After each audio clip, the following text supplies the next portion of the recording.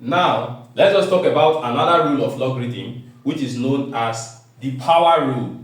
Now, this has to do with when a number you are looking for the logarithm of has a power. This rule tells us that when a number you are looking for the logarithm of, it has a power, you can take that power behind the logarithm. So if you have logarithm of m raised to power n to the base b, that raised to power n, you can take it to the back. It becomes n times logarithm of b, logarithm of m raised to power, logarithm of m in base b rather.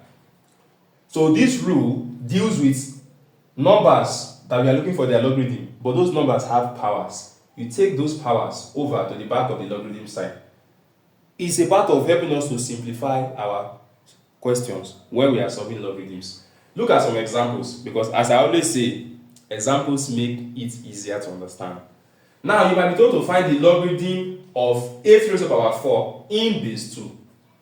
According to this rule, what's the first thing we can do? Since we have this 4 as a power, we can move it to the back of this whole question. So it will become 4 log 8 in base 2.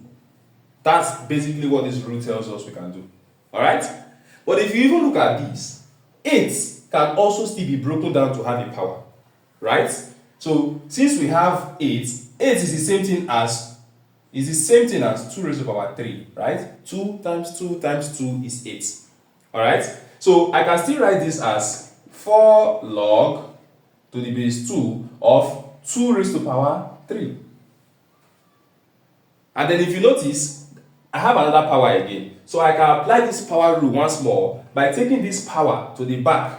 So it's going to be, this 3 is going to now multiply this 4. It will now be 3 times 4 times the remaining things here now, log 2 in base 2.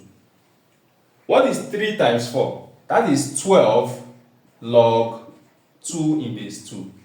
If you remember from the first rule we learned in the previous video, if you have not checked the previous video, you have to watch it before this. The identity rule tells us that whenever the number and the base are the same, that answer is always equal to 1. So in other words, log 2 to the base 2 is the same thing as 1. So in other words, I can represent this as 12 times 1, which is 12, and that's my final answer. So we have made use of a combination of both the power rule and the identity rule to simplify this particular question. Alright? Now let's proceed. Look at example 2. Log to the base 3 of 27 raised to the power 1 over 3. Again, what do? We apply the power rule. Since we have a power, we are going to bring it to the back of the logarithm sign. So this 1 over 3, I'm bringing it to the back of the logarithm sign. I'm going to have 1 over 3 log to the base 3 of 27. Again, I can actually represent 27 as a power. 27 is the same thing as 3 times 3 times 3, which is 3 raised to the power 3, right? So you notice that in logarithms, we are always trying to represent the numbers. If it is possible for us to represent it in such a way that it becomes the same as this base, it is good for us. That is the trick to simplifying logarithm questions. Alright? So since 27 is the same thing as 3 raised to the power 3, I'm going to write this again. 1 over 3 log to the base 3. Instead of 27, I'm going to put 3 raised to the power 3. What do I do next? I'm going to apply the power rule.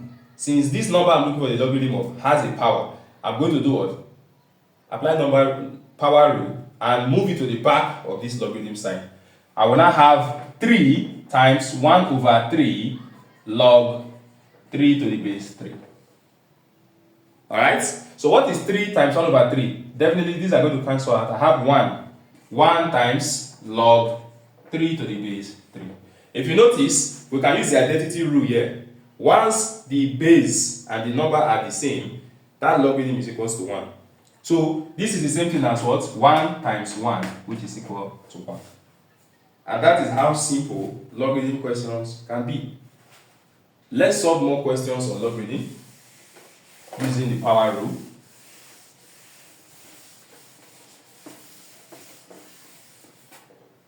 Look at this example now.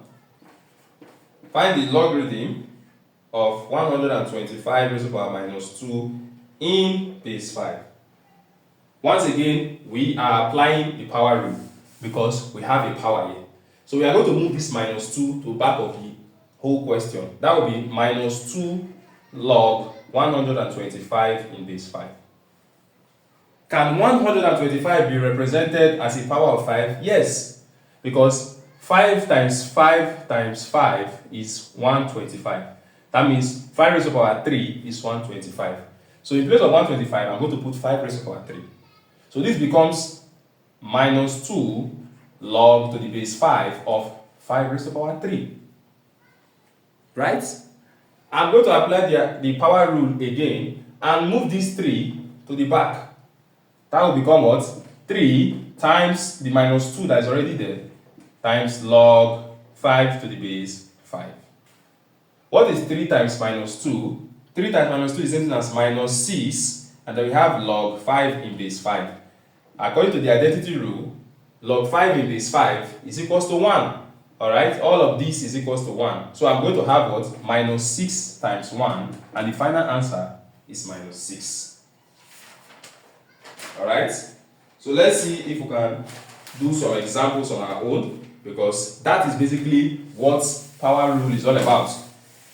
Whenever you see a power, simply move that power to the back of the question. Alright, so let's try and do some examples.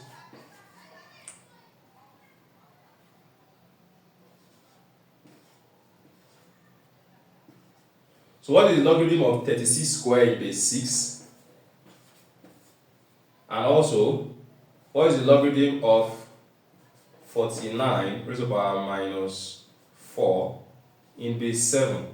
Try these examples using your knowledge of the power rule and the identity rule, and let me know your answers in the comment section. See you in the next video.